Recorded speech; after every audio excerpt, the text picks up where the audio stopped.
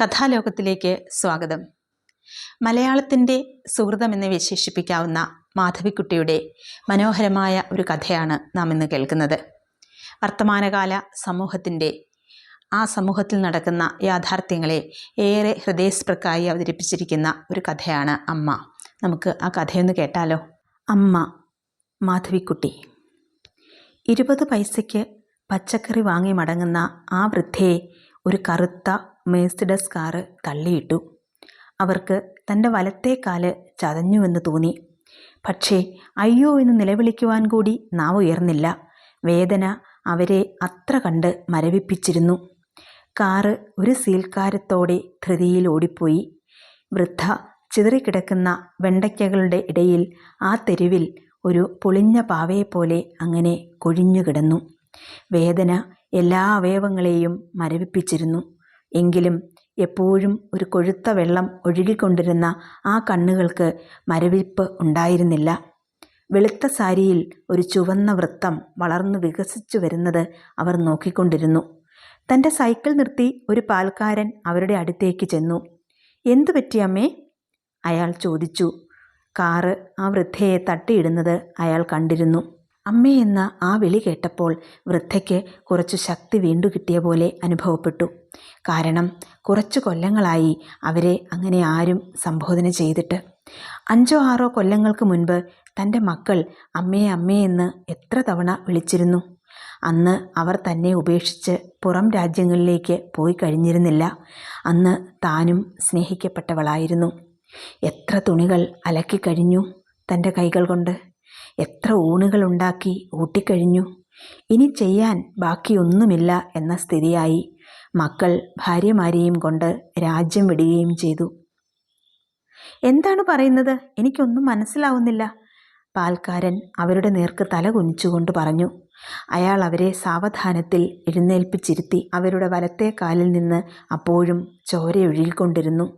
ചുവപ്പുള്ളതും ചൂടുള്ളതുമായ ചോര. രക്തത്തിന് നരയില്ലല്ലോ. വാർദ്ധക്യ ലക്ഷണങ്ങൾ ഒട്ടും തന്നെ ഇല്ലല്ലോ. ഒരു പോലീസുകാരൻ അപ്പോഴേക്കും അവിടെ പുസ്തകങ്ങളുമായി പ്രത്യക്ഷപ്പെട്ടു. താനാണോ ഇവരെ വീഴ്ത്തിയിട്ടത്? അയാൾ പാൽക്കാരനോട് ചോദിച്ചു. ഇതെന്തു ഭ്രാന്ത്? പാൽക്കാരൻ പറഞ്ഞു. ഇവരെ ഒരു കറുത്ത ബിലാത്തിക്കാരാണ് വീഴ്ത്തിയിട്ടത്. അത് നിൽക്കാതെ ഓടിക്കളഞ്ഞു. ഞാനെന്തിന് ഈ വൃദ്ധയെ വീഴ്ത്തിയിടുന്നു? എനിക്ക് കണ്ണില്ലെന്നുണ്ടോ? എനിക്ക് തലയ്ക്ക് നൊസ്സുണ്ടോ? ശരി ശരി, എന്നാൽ താനാണ് ഈ കേസിൻ്റെ ദൃക്സാക്ഷി, പോലീസുകാരൻ പറഞ്ഞു. പറയൂ, എന്താണ് പേര്? എൻ്റെ പേര് ബോലേറാം എന്നാണ്. അച്ഛൻ്റെ പേരോ? അച്ഛൻ്റെ പേര് മോത്തിറാം. തൻ്റെ സ്വദേശം എവിടെയാണ്? ഇമാംഗഞ്ച്. ഇമാംഗഞ്ചോ? അതെവിടെ കിടക്കുന്നു? ഇതെന്തൊരു ഭ്രാന്താണ്, പാൽക്കാരൻ അക്ഷമയോടെ പറഞ്ഞു. ഗേയുടെ അടുത്താണല്ലോ ഇമാംഗഞ്ച്. ഇത്ര കൂടി ഈ പോലീസുകാർക്കറിയില്ലെന്നോ? അയ്യോ, എനിക്ക് തീരെ വയ്യ, വൃദ്ധ ആവലാതിപ്പെട്ടു. ഇവരെ വല്ല ഡോക്ടറുടെയും അടുത്തെത്തിക്കട്ടെ, പാൽക്കാരൻ പറഞ്ഞു. എന്നിട്ടാവാം തൻ്റെ ചോദ്യവും ഉത്തരവും. ഇവരുടെ കാലിൽ നിന്നും ചോര ഒഴുകുന്നത് തനിക്ക് കാണാനില്ലേ? ചോദ്യങ്ങൾ മുഴുവനാക്കാതെ ഞാൻ എങ്ങനെ ഈ കേസ് റിപ്പോർട്ട് ചെയ്യും?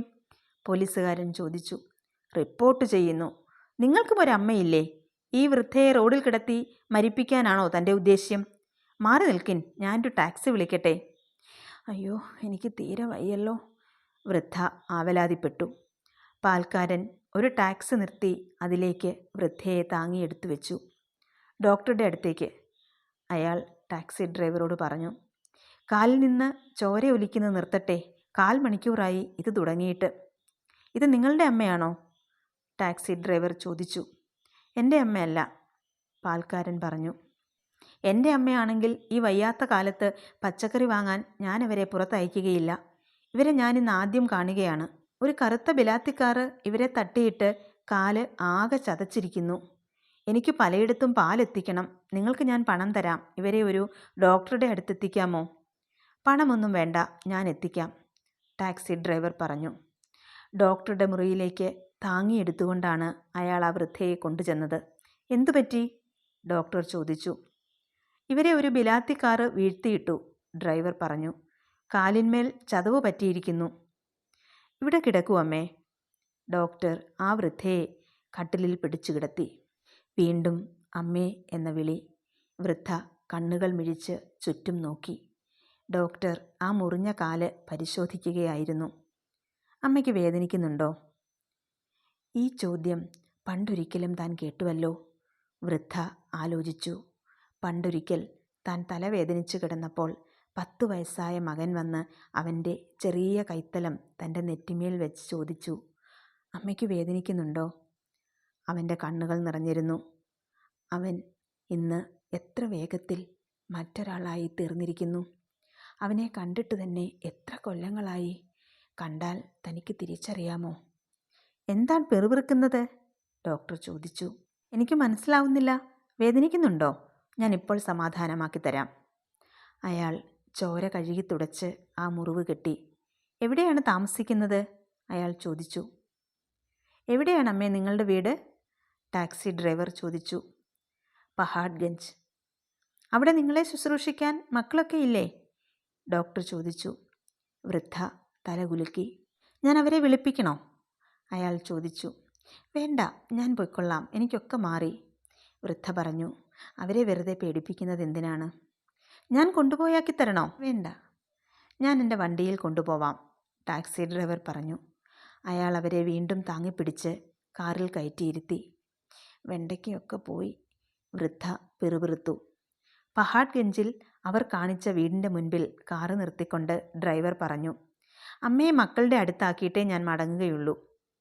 അതൊന്നും വേണ്ട മകനെ, വൃദ്ധ പറഞ്ഞു. വെറുതെ കുട്ടികൾ പേടിക്കും. എൻ്റെ വേദന മാറി, ഞാൻ തന്നെ പൊയ്ക്കൊള്ളാം. അവർ തൻ്റെ കഴുത്തിൽ കെട്ടിയ ചരടിൽ തൂങ്ങിയിരുന്ന ഒരു താക്കോല് കൊണ്ട് വാതിൽ തുറന്ന് അകത്ത് കടന്നു. ടാക്സി ഡ്രൈവർ മടങ്ങിപ്പോയി. വൃദ്ധ മുറിയിൽ കണ്ണോടിച്ചു. അല്ല, വെള്ളമെടുത്തു വെക്കാൻ താൻ മറന്നുവെന്നോ? പച്ചക്കറിയുമില്ല, വെള്ളവുമില്ല, ഇന്ന് തനിക്ക് പട്ടിണി തന്നെ. അവർ വെറും നിലത്ത് ഒരു പായ കൂടി വിരിക്കാൻ മെനക്കെടാതെ കിടന്നു. കരിഞ്ഞ മരങ്ങളുടെ വേരുകൾ മണ്ണിൽ നിന്ന് പിടിപിടിവിച്ച് മേൽപോട്ട് ഉയരുന്നതുപോലെ ആ കൈവിരലുകൾ ഒരു നിശ്ചലതയോടെ മേൽപോട്ട് വളഞ്ഞു കിടക്കുന്നു. കണ്ണുകളിൽ നിന്ന് കണ്ണുനീർ കലർന്ന ഒരു കൊഴുത്ത വെള്ളം ഒലിച്ചുകൊണ്ടിരുന്നു. താൻ എല്ലാം ചെയ്തു കഴിഞ്ഞിരിക്കുന്നു, അവർ തന്നെത്താൻ പറഞ്ഞു. എത്ര തുണികൾ അലക്കി കഴിഞ്ഞു, എത്ര ഊണുകൾ ഉണ്ടാക്കി ഊട്ടി, എത്ര തവണ ഉറക്കമൊഴിച്ചിരുന്ന് കുട്ടികളെ ശുശ്രൂഷിച്ചു. ഇപ്പോൾ അവരെല്ലാം വളർന്ന് അച്ഛന്മാരായി. ഇപ്പോൾ തന്നെക്കൊണ്ട് ആർക്കും ഒരാവശ്യവുമില്ലാതായി.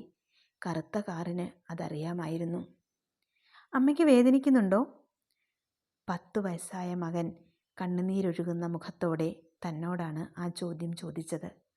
അന്ന് അവൻ തന്നെ സ്നേഹിച്ചിരുന്നു. വൃദ്ധയ്ക്ക് പെട്ടെന്ന് ചിരിക്കുവാൻ തോന്നി. കാരണം കിട്ടാത്ത ഒരാനന്ദം.